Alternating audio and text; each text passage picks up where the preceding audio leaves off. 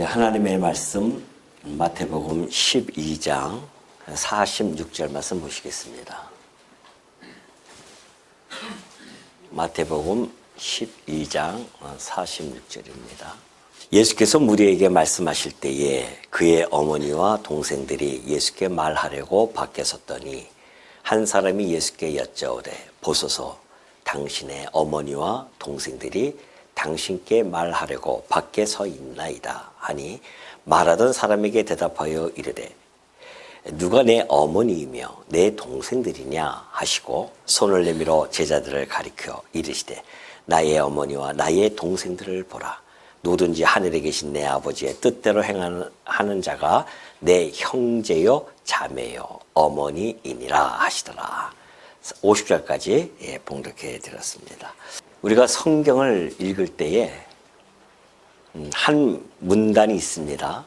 그 문단을 읽을 때에 그 문단에 우리의 시야가 머물러 있게 되어지면은 사실 그 문단이 의도하고자 하는 말하고자 하는 그 의미를 제대로 파악 못할 경우가 참 많이 있습니다.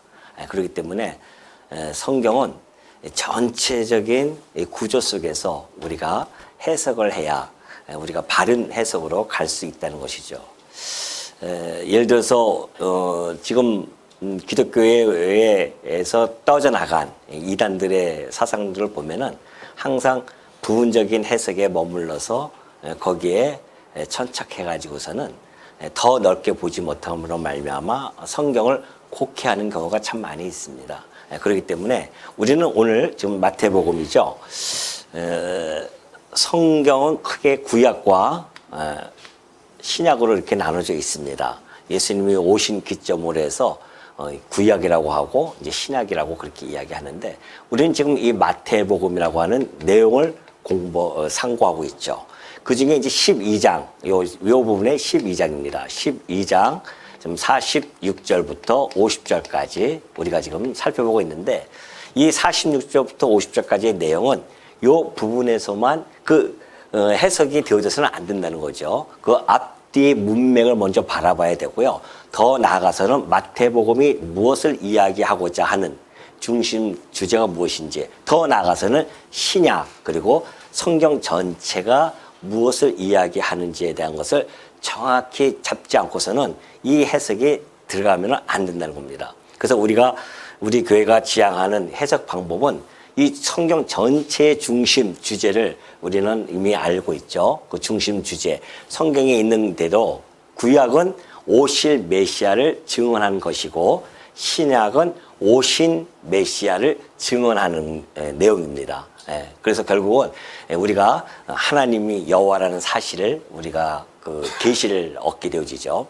그 내용을 가지고 있기 때문에 그 중심적인 내용, 곧 오신 메시아에 대한 것을 마태는 지금 3년 동안 예수님과 함께 지내면서 보았던, 들었던 이런 것들을 마태복음이라고 하는 내용으로 지금 기록을 한 겁니다. 그러니까 마태는 그냥 뭐 하나님의 영감으로 물론 그 기록이 되어졌지만은 그렇다고 해서 하늘에서 갑자기 막 내려가지고 확 쓰고 막 이런 거는 아니거든요. 마태에 가지고 있는 모든 인격, 그의 경험, 체험, 그가 예수님으로부터 들었던 모든 말씀들을 종합해서 하나님께서 그를 영감을 줘서 마태복음을 기록했기 때문에 마태는 내가 3년 동안 겪었던 그 예수가 구약에서 약속되어졌던 메시아 곧 그리스도구나 라는 사실을 너무나 깨달았죠. 그래서 그것을 지금 후대에 또 당대 그리고 또 후대들에게 예수님이 2000년 전에 십자가에서 죽으셨던 예수님이 우리가 그렇게 기다렸던 메시아, 우리를 구원해 주실 수 있는 그리스도야, 이것을 전달해 주고 싶은 거예요. 그래서 모든 배치를 마태복음 1장부터 마지막 28장까지의 모든 것들을 마태는 의도를 가지고 하나하나 배열을 지금 해나가면서 기록을 한 겁니다. 그러니 우리가 지금 마태복음 12장 46절 50절까지의 내용은 그 앞에 전후의 문맥에 따라서 우리가 살펴봐야 지금 마태가 왜 이 내용을 여기에 삽입을 시켜놓고 앞뒤 배열 속에서 무엇을 이야기하고자 하는가에 대한 내용을 우리가 충분히 감지할 수가 있습니다. 그래서 멀리는 뭐 여기 마태복음 전체를 바라보면 좋지만은, 그러나 우리는 시간 관계상 그동안 쭉 해왔기 때문에 우리는 좀 더 가까이서부터 한번 출발해 볼게요. 우리가 11장 20절부터 한번 출발해 보도록 하겠습니다. 11장 20절부터 24장까지는 그때 당시에 고라신이라든가 벳세다라든가 또는 가보남이라고 하는 지역이 있었습니다. 그 지역에서 예수님이 아주 크신 권능, 곧 메시아 되심의 표적적인 사건들을 막 보여주셨단 말이죠. 온갖 병들을 낫게 하시고, 그리고 그의 말씀에 권위 있는 말씀들 가르치시고, 그랬음에도 불구하고 그들이 회개를 하지 않아요. 하나님의 아들이 이 땅에 와서 말씀을 전하는데 듣지도 않고, 하나님의 아들임의 표적을 보여줬음에도 불구하고 그들이 거부하고, 회개하지 않는 그런 자들, 계시 앞에서도 그들이 회개하고 거부하기 때문에 예수님이 그들에게 심판을 선언하시죠. 그리고 나서는 25절과 30, 바로 뒤에 30절 보면은 이 마태가 의도적으로 항상 배치하는 구조적인 대조가 있습니다. 심판 다음에는 은혜의 장을 열어놓고 있죠. 은혜의 초청이 주어져 있습니다. 그래서 심판 뒤에 은혜의 문을 열어주셨는데요. 예수님은 그 심판을 선언하시고 나서 뭐라고 말씀하시냐면은, 수고하고 무거운 짐진 자들아, 다 내게로 오라. 내가 너희를 쉬게 하겠다는 것이죠. 그렇게 해서 은혜의 문으로 초청을 합니다. 그리고 나서 이제 12장 1절부터 14절까지는 권위의 충돌이 현실화가 되어지는데요. 다시 말해서 안식일 논쟁이 벌어지죠. 예수님 제자들이 안식일날 이삭을 잘라 먹은 사건, 그리고 예수님이 안식일날 병자를 고친 사건이 벌어집니다. 여기 이제 충돌이 일어난 겁니다. 그래서 율법의 질서를 네가 왜 깨느냐라고 하는 바리새인들의 그러한 충돌, 그리고 예수님은 생명과 긍휼을 그들에게 가르치고요. 다시 말해서 바리새인들은 율법의 형식을 이야기해 주고 있었습니다. 근데 예수님은 율법의 본질을 이야기해 주고 있죠. 율법의 형식이야 안식을 지키지 말라고 하지만은 그 본질은 생명과 긍휼을 이야기하고 있단 말입니다. 그러니까는 이 충돌 속에서 바리새인들이 어떤 생각을 했겠습니까? 이건 둘 중에 하나 죽어야 끝나는 사건이다. 그래서 예수님을 죽이기로 모의를 합니다. 그 사건을 예수님은 잘 아시죠. 그래서 15절부터 21절까지 예수님이 그들과 다투지 아니하시고 그들을 피하십니다. 왜 그럴까요? 예수님께서 하나님의 아들이고 권세가 있으신 분인데 그까지 힘이 없어서 피했겠냐 말이죠. 그게 아니란 말입니다. 예수님의 초림, 이 땅에 오신 것은, 처음에 이 땅에 오신 것은 심판주로 오신 것이 아니라 구속주로 오셨어요. 구원을 시키러 오셨단 말입니다. 물론 예수님이 이제 심판하러 오실 겁니다. 이때 다시 재림하시면은 이때는 심판주예요. 그러나 예수님은 지금 여기서는 구속주로 오셨어요. 그러니 구속주로 오셨다고 하는 것은 우리를 대신해서 십자가에서 죽으셔야 된단 말입니다. 그러니 그들과 다툴 이유가 없죠. 그래서 그들을 피하시면서 그 심판보다는 회복에 집중하는 모습을 보여주고 계시죠. 그러면서 장면이 22절과 30절로 넘어가는데요. 귀신이 들려갔습니다. 귀신이 들려서 꼼짝 못하는 자에게 예수님께서 귀신을 쫓아내는 표적을 보여주십니다. 하나님의 아들만이 하실 수 있는 능력이죠. 이때에 그 바리새인들은 분명히 그것이 성령의 역사임에도 불구하고 그것을 비틀어서 왜곡해 보죠. 그것은 성령의 사역이 아닌 것 같다. 분명히 성경에는 성령의 힘입어 예수님께서 그 역사를 보여줬는데 그들은 아니야, 네가 행하는 것은 바알세불, 귀신의 왕인 바알세불을 힘입어서 그렇게 한 것이야 하면서 그 성령의 사역에 대한 것을 곡해해버리죠. 예수님은 그걸 바라보면서 네가 성령을 거부하고 너희들이 성령을 모독한 것, 이것은 사심을 얻을 수가 없단다. 그러면서 그들이 어떻게 되어질 것인지를 경고해주고 있죠.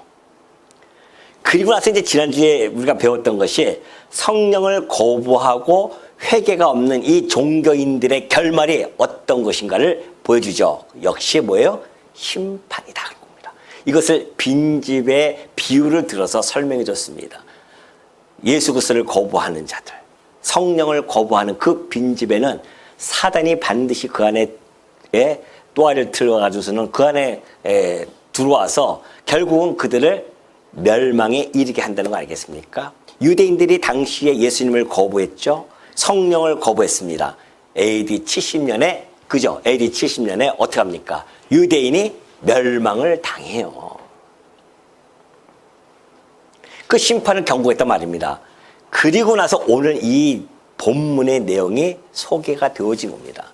이것이 바로 이 거부하는 자들의 결국은 심판과 멸망이라는 것이죠. 그리고 영접하는 자들, 곧 예수 그리스도를 영접하는 자들은 새로운 영적 관계로 하나가 되어져서요, 하나님 나라의 백성으로 세워진다는 사실을 밝혀주고 있습니다. 그래서 지금 결론적으로 보면 그래요. 회개하지 46절부터 50절은 전체적으로 하나님 나라의 새로운 가족을 제시하고 있습니다. 그리고 믿음과 그 하나님 나라의 새로운 가족은 믿음과 순종으로만이 묶여진 새로운 공동체다. 이것을 밝혀주고 있죠. 그러니까 혈연 관계였던 그 하나님 나라의 백성들이 모형과 사실은 그림자였단 말입니다. 근데 그들이 예수를 거부함으로 말미암아 그 혈통으로서의 그 관계는 끝나버립니다. 그리고 어떻게 해요? 믿음과 순종의 그 사건을 통해서 하나님 나라의 백성이 새롭게 제시가 되어지고 형성이 되어진다는 사실을 예수님이 이 본문에서 전파해주고 있는 것이 핵심 내용이라는 것이죠. 그래서 회개하지 않는 세대의 반복적인 거부, 지금도 얼마나 많이 거부하고 있습니까? 회개하라, 천국에 가까이 왔다고 그렇게 이야기하는데도 아직 예수님이 곧 오실 것이라고 그렇게 이야기했음에도 불구하고 많은 사람들이 회개하지 않습니다. 귓등으로 들어요. 왜? 눈에 보이는 현실 속에서 빠져가지고서는 그냥 땅에 있는 그것이 중요한 것인 줄 알고 살아갑니다. 이 보이는 것이 다 전부인 줄 알고 살아가는 자들에게는 미래에 있을 심판에 대해서는 관심이 없죠. 죽으면 그뿐이지. 정말 그럴까요? 인생이 죽으면 그뿐일까요? 안 그렇습니다. 반드시 인생이 이 땅에 태어나서 죽음은 누구나 겪는 한 번의 사건입니다. 그러나 그 뒤에는 반드시 뭐가 있다? 심판이 있다고 히브리서 기자는 힘주어 우리들에게 전달해주고 있습니다. 그렇기 때문에 이 회개하지 않는 세대의 반복적 거부는요, 결국은 심판에 이르게 되어질 것이다 라는 것을 예수님이 선언하시고 나서 하나님의 뜻을 행하는 그 새로운 가족이 드디어 탄생되어질 것을 선언하는 그 위대한 선언이 오늘 이 46절부터 50절까지 우리들에게 전달해 주는 것이죠. 그러한 맥락 속에서 우리가 이런 문맥적인 속에서 이 내 본문의 내용을 여러분이 살펴봐야 좀 더 여러분이 피부적으로 와 닿을 겁니다. 이제 지금부터 본문 속에서 우리가 하나하나 좀 살펴보도록 하겠습니다. 46절 볼까요? 예수께서 무리에게 말씀하실 때에 그의 어머니와 동생들이 예수께 말하라고 밖에 섰더니 한 사람이 예수께 여쭤오되 보소서 당신의 어머니와 동생들이 당신께 말하려고 밖에 서 있나이다 그래요.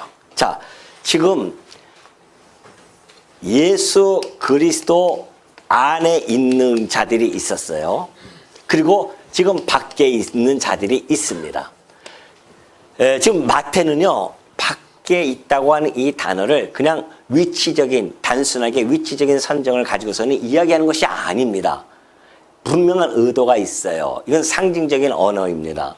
예수 그리스도를 중심으로 해서 안에 있는 자들인가 밖에 있는 자들인가, 이것을 지금 명확하게 지금 구분시켜서 설명해 주고 있거든요.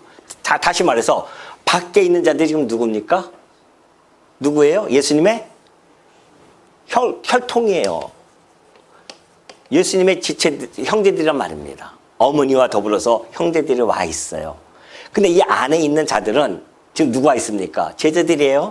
이들은 믿음 안에서 이루어진 자들입니다. 이 긴장 관계에 지금 있는 거죠. 여기서 지금 무엇을 지금 이야기 마태는 하고자 하는 거. 예수님이 이제 48절 보면 그러죠. 예수님이 이렇게 말씀해 주고 계십니다. 말하던 사람에게 대답하여 이르되 이렇게 반문하십니다. 누가 내 어머니며 내 동생들이냐 그래요. 예수님의 이 반문은 이들을 형제 지체들을 거절하는 그러한 내용이 아닙니다. 이게 잘못 알면은 야 예수님이 이럴 수가 있는가? 가족들을 부정해버리네. 아 가족 무시하는 거 아니야? 이렇게 알아들으면 착각입니다. 절대 그렇지 않죠. 예수님이 그런 분이 아니시란 말입니다. 그럼 왜 이런 말씀을 지금 해가고 계시는가? 지금 예수님께서는 관계의 기준을 재설정하는 선언이라는 겁니다. 관계의 기준을. 그 관계의 기준은 뭐냐면은 이제는 혈통이 아니라 뭐예요? 믿음이라는 겁니다. 이것을 지금 예수님께서 선언해 주는 것이요. 관계의 기준을 재정의해 나가는 모습. 다시 말해서 혈연, 민족, 그리고 또 전통. 이것으로 하나님 나라 백성이 되어지는 것이 아니라는 것을 밝혀주고 있는 거죠. 그러면 어떻게 하나님 나라 백성이 되어지는가? 그것은 하나님 뜻에 대한 순종만이 참된 관계의 기준이 되어진다는 겁니다. 하나님 뜻에 순종을 해야만이 그리스도 안에 있게 되어진다는 거 아니겠습니까? 이것을 지금 예수님께서 새롭게 제시해주고 있는데요. 다시 말해서 하나님 나라는 혈통 중심의 공동체가 아니라는 겁니다. 혈통, 아브라함의 자손들이 있었죠. 이스라엘 민족들입니다. 그들은 모형과 그림자를 썼어요. 하나님 나라의 참 백성들의 모형과 그림자로서 보여준 것뿐이지 하나님 나라 백성들은 혈통으로 이어지는 것이 아닙니다. 이제 하나님 아들이 이 땅에 오심으로 말미암아 그가 오셨어요. 그가 오심으로 말미암아 이제는 믿음과 순종의 중심 공동체로 전환이 되어졌음을 예수님이 이곳에서 지금 선언하는 내용입니다. 예수님의 피로 맺어지는 가족이죠. 사실은 어떻게 보면은 여기는 육신의 피라고 했다고 한다면은 여기는 예수님이 십자가에서 죽으시는 그 피를 통하여서 우리가 그 보혈의 피를 믿음으로 말미암아 한 가족이 되어지는 겁니다. 그걸 지금 예수님이 설명해 주고 있죠. 그렇다고 한다면 50절 보면 그래요. 49절 손을 내밀어 제자들을 가리켜 이르시되 나의 어머니와 나의 동생들을 보라. 누구든지 하늘에 계신 내 아버지의 뜻대로 하는 자가 내 형제여 자매여 어머니이니라 하시더라. 자, 예수님 지금 50절에 이 하시는 말씀에 구약적 배경이 있습니다. 그 배경을 한번 살펴볼까요? 신명기 13장 6절입니다. 하나님께서 모세를 통하여 이렇게 설명해 가고 계시죠. 내 어머니의 아들, 곧 내 형제나 내 자녀나 내 품의 아내나 너와 생명을 함께하는 친구가 가만히 너를 꿰어 이르기를 너와 내 조상들이 알지 못하던 다른 신들, 곧 내 사방을 둘러싸고 있는 민족, 혹 내게서 가깝든지 내게서 멀든지 땅 이 끝에서 저 끝까지에 있는 민족의 신들을 우리가 가서 섬기자 그래요. 아니 이 형제, 자녀들, 아내뿐만이 아니라 친구들까지 와가지고 꼬신다는 것보다 뭐래요? 그래 뭐라고 하죠? 예? 유혹하는 거, 꿰는 거예요. 꿰는 겁니다. 뭐 어떻게 해요? 야, 우리 한번 저 다른 민족들이 섬기는 신을 한번 섬겨보자. 그렇게 꿰거든. 어떻게 알아? 그렇게 섬기자 하거든. 너는 그를 따르지 말며 듣지 말며 긍휼히 여기지 말며 애석히 여기지 말며 덮어 숨기지 말고 너는 용서 없이 그를 죽이되 그래요. 형제가 그를 얘기하면 아이고 그렇게 얘기하면 안 돼. 숨겨. 이게 아닙니다. 다 드러내서 어떻게 하나? 그를 죽이되 죽일 때에 내가 먼저 그에게 손을 대고 형제라도 어마어마한 무시무시한 이야기죠 지금. 형제라도 하나님을 떠나자. 우리 여호와를 떠나서 다른 신을 섬기자. 그런 자리에 있으면은 어떻게 하나? 그를 죽이되 네가 먼저 손을 대라. 그리고 나서 무배성이 다 같이 손을 대라. 그래서 죽이라는 것이죠. 왜 그럼 그렇게 죽여야 되는가? 그 이유가 있어요. 그는 그 죄를 범한 그는 애굽 땅 종 되었던 집에서 너를 인도하여 내신 내 하나님 그래요. 애굽 땅이 어느 곳입니까? 애굽 땅에서 400년 동안 종살이 했어. 소망도 없고, 그 괴로움 속에서 날마다 그 종살했던 그곳에서 하나님의 능력으로 거기서 건져냈단 말입니다. 왜 건져냈을까요? 애굽 땅 종되었던 그 여호와 하나님만을 섬기고 경외하라고 그렇게 했는데 그 가나안 땅, 그 약속의 땅으로 보내주었더니만 거기서 여호와에게서 너를 꿰어가지고서는 그 여호와를 떠나게 하는 자들은 어떻게 하나? 돌로 쳐 죽이는 겁니다. 구약시대 때는 이렇게 무서웠었어요. 여러분도 아마 돌에 맞아 죽었을지 몰라요. 떠났다가 다시 좀 돌아오고 있잖아요. 그때 떠났었으면 벌써 죽었죠. 다행히 우리가 은혜 아래 살아가고 있는 이 시대이기 때문에 다행이지, 구약시대 때 되면 그냥 가치 없습니다. 야, 우리 한번 전부로 한번 가볼까? 죽어버려요, 그냥. 혹시 또 여러분 또 뭐 누구 전부로 가서 따라가신 분도 있습니까? 여호와에게서 멀리 꿰어서 떠나게 하는 자들은 가차없이 하나님께서 죽이시라는 겁니다. 이 이야기는 뭡니까? 이 신명기, 이 마태복음 12장 50절에서 예수님이 하셨던 이 말씀이 바로 신명기 13장 이 6절부터 이 10절의 말씀이죠. 하나님에 대한 절대적인 충성, 하나님에 대한 절대적인 신뢰라고 하는 이 언약 원리를 배경으로 하고 있습니다. 그리고 이제 예수님은 12장 50절에서 그 하나님에 대한 충성의 초점을 예수 그리스도 곧 하나님의 아들이신 그 메시아에게로 전환시키는 그러한 선언이 이 50장의 선언 내용이에요, 지금. 그래서 이 13장이 가족보다 하나님에 대한 충성, 하나님에 대한 신뢰, 하나님에 대한 경외, 그것을 요구했다고 한다면 오늘 이 마태복음 12장에서는 예수님께서 그 하나님 뜻이 이제는 당신을 믿고 예수님을 믿고 따르는 데 있음을 선언하는 겁니다. 왜 신명기 13장을 하나님께서 이렇게 해주셨는가? 하나님을 떠나는 자는 죽을 거야. 그렇다고 한다면 내가 보내는 예수 그리스도 메시아 하나님의 아들을 떠나는 자는 어떻게 한다? 죽는 겁니다. 죽이겠다고 하는 것을 지금 이때서 이미 선포하신 겁니다. 그러니 혈통이고 민족이고 상관없습니다. 하나님을 떠나는 자는 다 죽듯이 예수 그리스도를 떠나는 자들, 거부하는 자들 어떻게 된다? 다 심판 아래 놓여질 수밖에 없다는 사실을 지금 예수님께서 이 신명기 이 사건을 배경으로 해서 지금 전달해 주고 있는 것이죠. 그렇다고 한다면 하나님 뜻대로 행해야 되는데 하나님 뜻이 도대체 뭐냐 말이죠. 뭘까요? 하나님 뜻이니까 교회당 잘 나와야 되는데 그게 하나님 뜻이지. 정말 그렇게 일차원적인 생각일까요? 안 그래요. 요한복음 6장 29절에서 예수님께서는 그 하나님의 뜻에 대해서 너무나 잘 설명해 주고 있습니다. 예수께서 대답하여 이르시되 하나님께서 보내신 이 곧 예수님이시죠. 그를 믿는 것이 하나님의 일이다. 그렇게 이야기하고 있습니다. 하나님의 일이 뭐라고요? 예수 그리스도를 믿는 겁니다. 무엇으로요? 무엇을 믿습니까? 예수님은 그리스도야. 이것을 믿는 것이 하나님의 일이에요. 여러분 지금 하나님 일 잘하고 계십니까? 네? 물론 교회에서 봉사하고 청소하고 뭐 식사 봉사하고 그것도 하나님의 일이지만 엄밀히 이야기하면 하나님 일에 나타나는 부수적인 현상일 뿐이지 진정한 하나님의 일은 예수가 그리스도이심을 믿는 일입니다. 그럼 그 믿는 걸 어떻게 믿어요? 그분이 나의 구속자라고 믿는 거 아니겠습니까? 그러나 더 엄밀히 따지면 그리스도라고 하는 것은 뭐예요? 기름 부음 받은 자란 뜻이잖아요.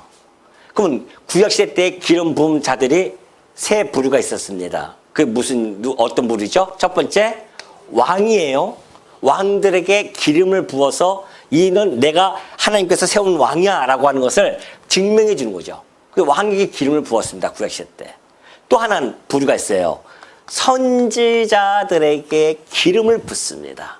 하나님의 말씀을 대언하는 자들이죠. 또 마지막 제사장에게 기름을 붓습니다. 하나님의 일을 하는 성전에서 그의 백성들을 위해서 중보 역할을 하는 것이 제사장들의 역할입니다. 그러니까 이 일을 하는 거예요. 그렇다고 한다면 우리가 예수님을 그리스도로 믿는다고 하는 것은 바로 이분을 믿는 겁니다. 예수 그리스도께서 구약의 모든 왕들은 참왕, 만왕의 왕신 그리스도를 예표하는 거, 모형이고 그림자였었어요. 구약의 많은 선지자들은 참 선지자이신 그리스도에 대한 뭐예요? 모형이었고요. 그리고 많은 대제사장들은 뭐예요? 참 대제사장이신 예수 그리스도에 대한 모형으로서 구약에서 보여준 것은 그렇게 보여준 겁니다. 마침내 실체이신 그리스도께서 이 땅에 오셨어요. 그래서 우리는 당신이 우리의 참 왕이십니다라는 뜻입니다. 그러면 예수를 그리스도 믿는다고 하는 것은 그분을 우리가 왕으로 섬기는 거예요. 그걸 열심히 섬겨야 됩니다.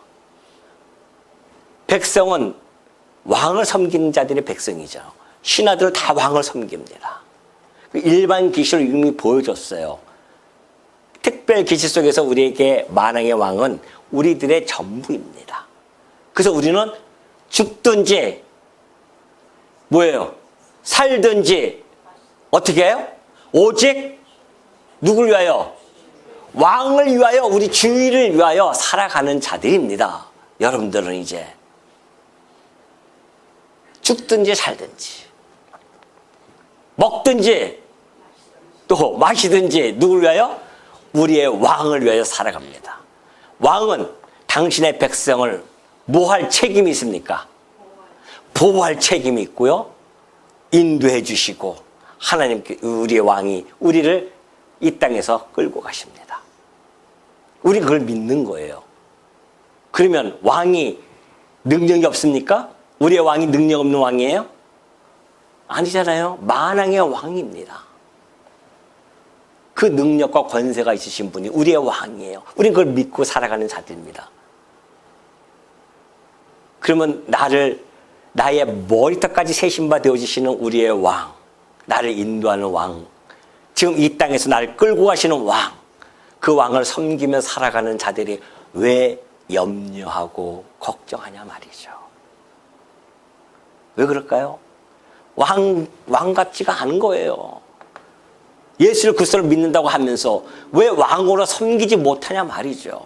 전적으로 왕에게 나의 삶을 맡기고 죽어도 살아도 주를 위해 살겠다고 하는 그 각오를 가지고 살아가는 것이 성도들인데, 그리스도의 군사들이고 그리스도의 백성들인데 왜 그 만왕의 왕 앞에서 한없이 우리는 걱정과 염려와 근심 속에 살아가냐 말이죠.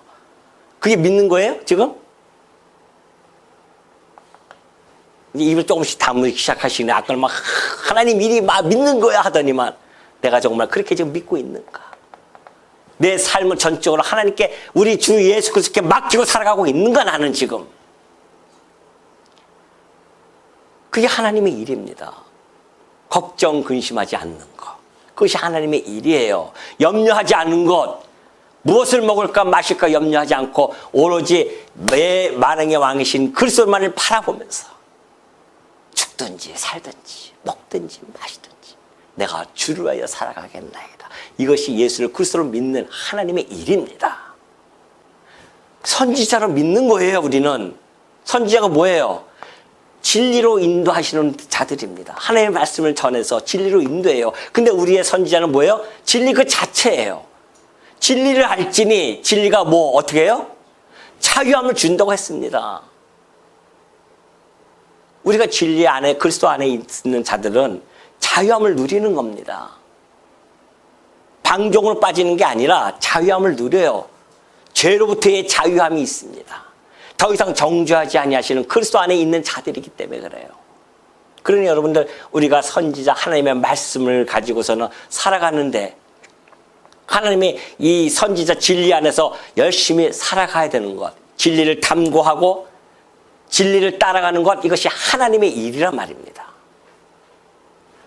대제사장으로 믿는 겁니다. 그분이 나를 위하여 십자가에서 죽으셨고, 그리고 나는 그분 안에 있음으로 말미암아 더 이상 정죄함을 당하지 아니하는 이 놀라운 은혜의 자리에 내가 서 있고, 뿐만이 아니라 대제사장이신 우리 주님은 하늘 성소에서 지금 어떻게 해요? 하늘의 성소, 이 하늘의 하나님 보좌까지 갈 수 있는 길을 확 열어놔셔가지고 당신의 이 죄 많은 우리들을 하나님 앞에 나아갈 수 있도록, 담대히 그것도 나아갈 수 있도록 길을 열어놓으셨단 말입니다. 그것으로 끝납니까? 여전히 지금 뭐하고 계십니까? 하나님 보좌 우편에서 우리를 위하여 중보 기도하고 계시지 않냐 말이죠. 그걸 믿는 거예요. 그것을 열심히 믿는 것이 하나님의 일입니다. 그러니 그 열심 속에서 나타나는 현상은 뭐예요? 봉사도 하고 청소도 하고 교회에서 성도들 위해서 식사 봉사도 하고 연보도 하고 이 모든 것들이 다 그 이후에 나타나는 현상일 뿐이지 그게 본질이 아니란 말입니다. 본질은 예수를 그리스도로 믿는 것. 이것이 우리의 본질이에요. 우리의 왕으로 섬기는 것, 우리의 선지자인 줄 알고 이 진리 안에서 진리를 쫓아 살아가는 것, 대제사장이 우리를 위하여 기도한다고 하는 이 중보자인 줄 알고 의지하고 신뢰하고 살아가는 것. 이 모든 것이 하나님이 뜻하시는 겁니다. 그러니까 보십시오. 하나님이 뭐라고 하십니까? 항상 기뻐하라. 범사에 감사하라. 이것이 너희를 향한 하나님의 뭐예요? 뜻이니라 그러잖아요. 어떻게 기뻐할 수 있습니까? 어떻게 맨날 항상 기뻐할 수 있고 범사에 감사할 수 있습니까? 왜 못합니까? 우리의 왕이 그리스도이신데, 왕이신데, 우리의 왕이 평강의 왕이신데, 그 왕이 나를 대신해서 죽으셔서 나를 죄와 사망에서 건져내셨는데, 하나님의 백성으로 삼아주셨는데 어떻게 항상 기뻐하지 않을 수 있겠습니까? 세상에 기뻐할 것이 뭐 그렇게 많이 있겠습니까? 살아보니까 기쁨이 있습니까? 정말? 조금 기뻐하는 것 같죠? 와, 상황이 좀 바뀌면은. 근데 그 상황이 확 바뀌어버리면 또 기쁨이 어디 있습니까?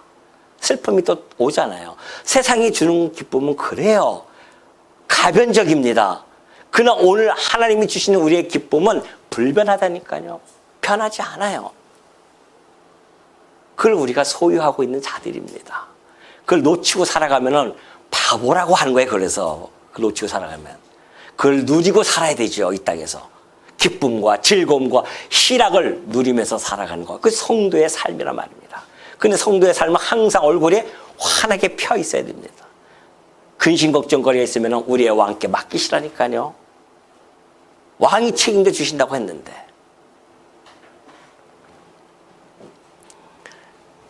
그러니 보십시오. 여기 결론적으로 보면은 그래요.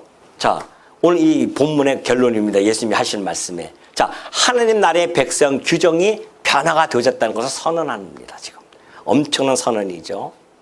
그게 뭐예요? 하나님 나라 백성의 정체성이 이제는 혈통 아니야. 혈통으로 그동안 아브라함의 혈통으로 이어졌지만 이제는 아브라함의 자손 혈통이 아니다. 또 율법을 받았다고 해서 하나님의 자녀가 아니에요. 율법의 외형적인 것이 아니라 오로지 하나님의 자녀 백성이 되어진 것은 하나님의 뜻을 행하는 곧 믿음, 예수를 그리스도를 믿는 것, 그리고 그리스도의 관계에 있음을 분명히 해주고 있다는 겁니다. 그래서 영접하는 자, 곧 그 이름, 예수 그리스도 이름을 믿는 자들에게는 뭘 줘요?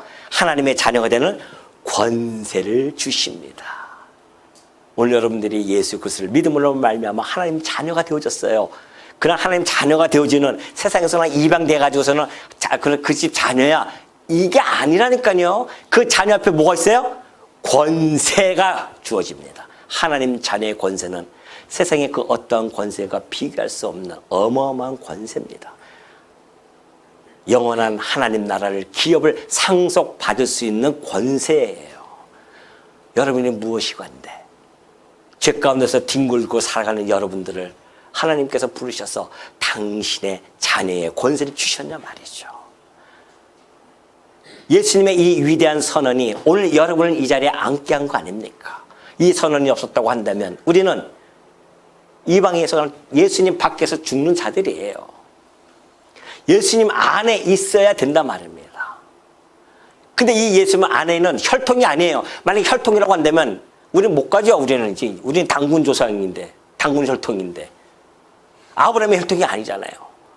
그런데 예수님을 믿음으로 말미암아 믿음의 조상 아브라함의 진짜 참 영적인 후손이 되어져서 우리는 이 땅에서 지금 하나님의 자녀로 살아간단 말입니다. 이 말씀을 복음을 통해서 주고자 하는 것은 성령을 거부하는 자, 예수를 거부하는 자, 그들은 곧 빈집처럼 되어가지고서는 사단이 그 안에 거함으로 멸망에 이르게 할 것이며 성령을 순종해서 예수 그리스도를 영접하는 자, 예수 그리스도 안에 있는 자들은 하나님이 거하는 성전이 되어진다는 이 놀라운 사실. 결국은 예수님은 앞으로 16장, 12장이잖아요. 16장에서 선언되어질 교회의 기원에 대한 암시로 보여주고 있습니다. 혈연 공동체가 아닌 말씀과 순종으로 묶인 이 공동체가 교회인데 곧 뭐예요? 내가 이 반석 위에 내 교회를 세울 것이다. 무슨 반석? 예수는 그리스도이십니다. 이것을 믿는 그 반석 위에 내 교회, 곧 음부의 권세가 이기지 못하는 그 권세를 세우겠다는 한 약속이 16장에 나오기 전에 이미 교회에 대한 기원의 암시가 여기에 깔려 있는 겁니다. 교회는 어떻게 형성이 되어집니까? 하나님의 뜻을 행하는 자야. 하나님의 뜻을 어떻게 행해야 됩니까? 예수를 그리스도로 믿는 것이다. 그 믿음으로 말미암아 우리는 하나님의 자녀가 되어지는 놀라운 이 바늘에 앉게 되어졌다는 것. 그래서 결국은 심판받은 세대 뒤에 세워지는 이 혈통으로 이루어졌던 하나님 나라는 끝나버리잖아요. 끝납니다. AD 70년 이스라엘 유대인 멸망을 당하고 2000년 동안 유리 방황하죠. 그러면 그걸 끝나면은 소망이 없잖아요. 근데 예수님이 이 선언이 있었습니다. 심판 뒤에 심판받는 그 세대 뒤에 세워지는 하나님의 나라의 새로운 가족을 예수님 지금 선언해 가고 있는 거죠. 하나님 뜻대로 행하는 자가 바로 내 지체들이다. 이 선언이야말로 오늘 우리들에게는 소름이 돋는 선언이 아닐 수 없죠. 여러분 이 말씀을 들으면서 그냥 눈만 깜빡깜빡하고 계시면 되겠습니까? 지금 소름이 확 오신 분 있습니까? 혹시 전율이 확 오신 분이 있어요? 제대로 읽으신 겁니다. 이 마태복음 12장 46절과 50절을 제대로 읽으신 분이에요. 소름이 안 끼치면요 그냥 그런가 보다. 왜 예수님이 왜 어머니하고 그 형제들 왜 저렇게 헐대할까? 이걸로 빠져나가면 안 된다니까요. 새로운 관계를 기준을 제시하시는 예수 그리스도. 그 세대가 혈통의 세대가 이제 끝나고 믿음의 세대가 온다는 이 놀라운 복음의 메시지가 이 본문 안에 담겨져 있는 것. 오늘 이 본문 속에서 들려지는 우리 이 계시의 말씀이 여러분 마음속에 깊이 새겨지고 예수님의 이 위대한 선으로 인하여 내가 그리스도 안에 있게 되어졌다는 이 놀라운 사실에 하나님께 감사와 찬양을 드리면서 오늘도 기쁨과 행복한 하루를 보내시는 주의 종도 되어주시기를 당부드립니다.